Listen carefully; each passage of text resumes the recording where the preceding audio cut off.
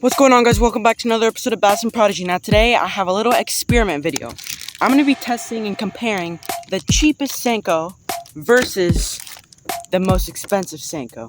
So yeah, guys, let's get into the video. But if there's one thing that I'm going to say is that this experiment is not meant to throw shade on any one of these two companies.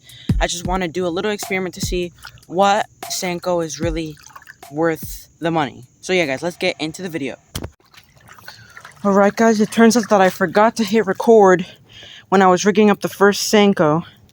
The Yum Senko is on the Guggen Green Series rod, and the Gary Yamamoto Senko is going on the my G Loomis GCX Series rods. Now, as I'm rigging these baits up on each rod, I want you guys to know, you guys might be thinking that it's unfair because they're different rods, different everything, but guys, I already thought that out. Both of my rods, the G Loomis and the Guggen one, they are both medium heavy fast actions. The only difference is that my G Loomis rod is 1 inch longer than my Guggen Green rod. Okay, guys, so that's the only difference, is that one rod is going to be 1 inch longer, but that should not make much of a difference. Next up, guys, the lines on each rod, they are both the same. Both my Corrado DC and my Corrado M have 40-pound Power Pro with a 15-pound Bass Pro Shops XL fluorocarbon leader. Okay, guys? Like I said, again, this one has the same line. And both of the reels are a 7.4-to-1 gear ratio reel. And both of the hooks are Trocar 4i EWGs. So yeah, guys, I'm rigged up on both rods. And like I said, guys, they are both the same thing. So don't worry about that. Let's get into the video. Alright, guys, I'm going to start off fishing with the Gary Yamamoto Senko. Now, like I said before, I'm going to be testing the action. Well, I didn't say this, but I'm going to say it now. I'm going to be testing on these Senkos the action, meaning, does it do the death wobble when it falls? How much salt is in the bait? So that's going to be the action category. The second category is going to be the durability. Can the Senko, like how many fish can the Senko catch before it rips?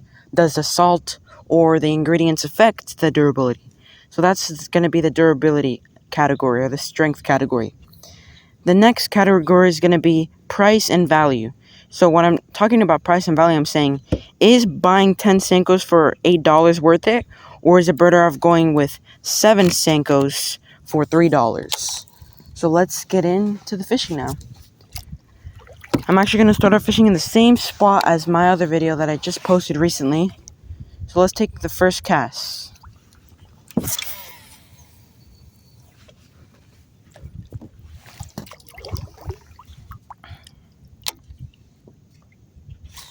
Make sure my drag is set.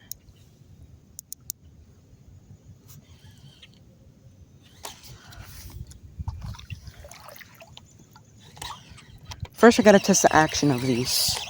So you guys won't be able to see it, but I will. But, okay.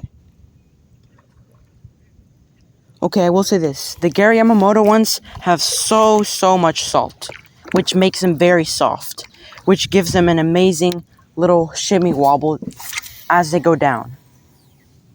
So right now I'm fishing with the Gary Yamamoto one first to see, and then I'm going to be switching to my other rod when I catch a fish on this Senko. But so far the Gary Yamamoto one has pretty good action. It does a beautiful death wobble as it goes down.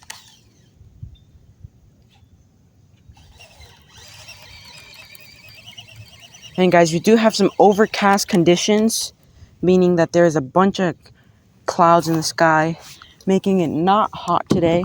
And we also have a little bit of a drizzle, like a small rain, but that seems to be going away.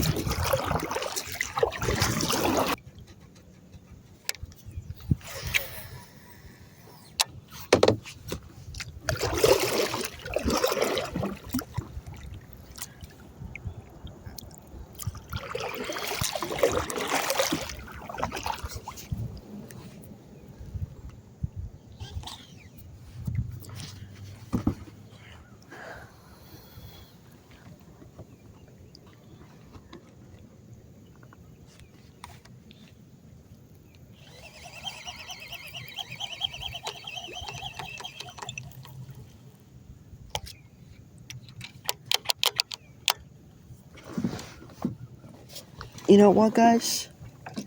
I'm actually gonna switch over to the Senko. Let's see if they want this one. But first I gotta test the action of it. Okay, right off the bat I can already tell you guys something about the Senko. It does not do the death wobble at all. All it does is whenever you lay it down like this, typically a Senko should do like the death wobble down, which is what the Gary Yamamoto one does. But the one, it just kind of sinks like a log, dude. It just kind of, when it lands like this, it just starts nosing down. But let's test the sink rate. It sinks way slower than a Gary Yamamoto. And the reason is because they have barely any salt in them. But let's see if we can catch a fish on this color, because this color looks very green under the water. It's called watermelon seed. And you guys are going to be able to hear the DC noise of my reel.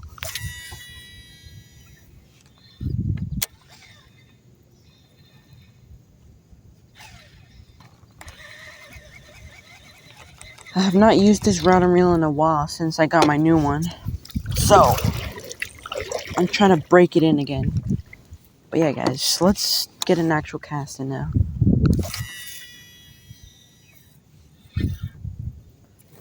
Okay. Small backlash. It's okay.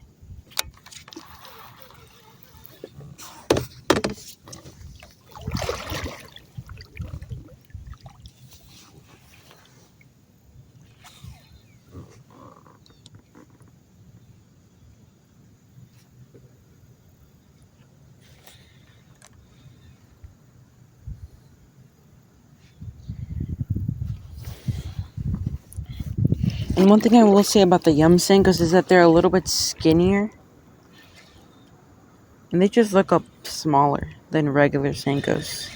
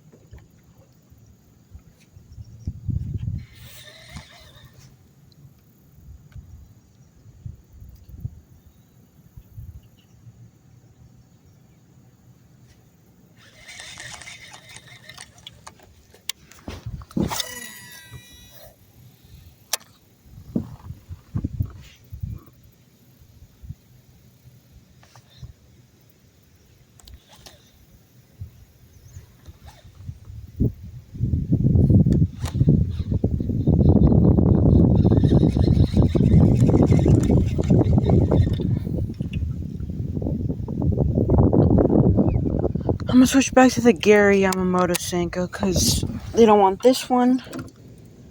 Maybe they want the Gary Yamamoto one. Maybe now they want it. And I can also tell you guys this.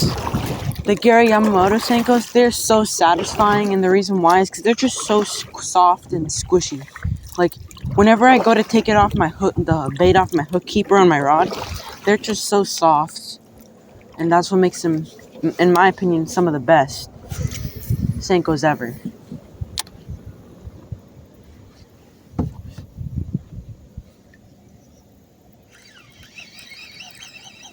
I hooked a pile of grass.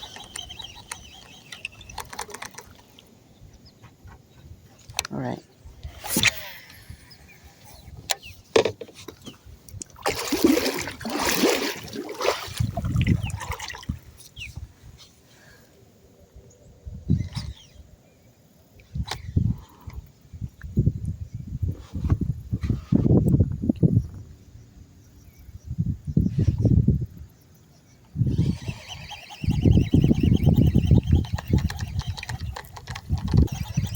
Guys, I hate to say this, but I really do think that today is not much of a Senko day, and it's more going to be towards a topwater day, or like a day for a fluke, or something white, something bone, something on the top, because it is like extremely cloudy,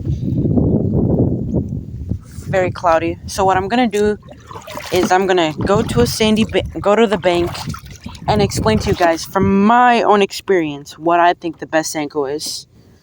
Because just look at the sky. It's literally perfect overcast conditions. I really want to throw a white fluke or like a white popper. But yeah, guys. The Yum versus the Yamamoto. 8 Senkos for $3 or 7 Senkos for $8. This is what I'm going to say. If you guys are on a budget and want a Senko that's durable, that's going to be able to catch more than just one fish on each Senko, go for the Yum. The reason is that these are very durable. They don't have the best action, but they are very cheap. They come with a good amount of Senkos in there, and they last for more than just one fish. Alright, guys? Now, the Yamamoto ones. I will buy these. Oh, guys, big catfish on. So, I will take a Yamamoto Senko way over a Yum Senko. Reason is, I'm going to try to be as unbiased as possible because I'm not sponsored by Yamamoto baits, but I want to be. But also, I use these almost every single day. But I'm going to try to be as unbiased as possible. The Yamamoto baits, Gary Yamamoto Senkos, they are filled with salt. If you guys take it and just rub your fingers against it, salt will be pouring out of it. Now, what that's going to do is it's going to make your bait less durable, which is the downside. The positive is that these Senkos are going to have amazing action. And guys, that action, the death wobble that they have just triggers a bite. And yes, they only come with, depends on what you get. Some of them come with 10, some of them come with 7. But for $8, that is a lot of money for just a Senko that you might lose within the first fish you get. And you guys saw, even when I was just getting bites, the Senko was already starting to rip towards the eye of the hook. So if you guys don't have that much money or you're on a budget, I highly recommend going with the Yum. But if you guys know that you're going to be fishing almost every single day, you wanted to get some nice expensive gear, then go with the Yamamoto baits, because they really are worth it, in my opinion. Very soft, perfect action. But yeah, guys, that is what I think. But if you guys just want the bang for your buck, go with Yum. If you guys want a bait that catches fish, good action, good everything, go with the Yamamoto. So that's all I'm going to say, guys. And as always, guys, stay happy, stay positive, and go catch some fish. Peace.